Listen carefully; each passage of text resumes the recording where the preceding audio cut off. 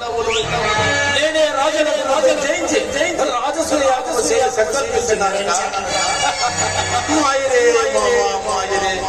ఏమి కల్పనా చాతుర్యము, ఏమి కల్పనా చాతుర్యము.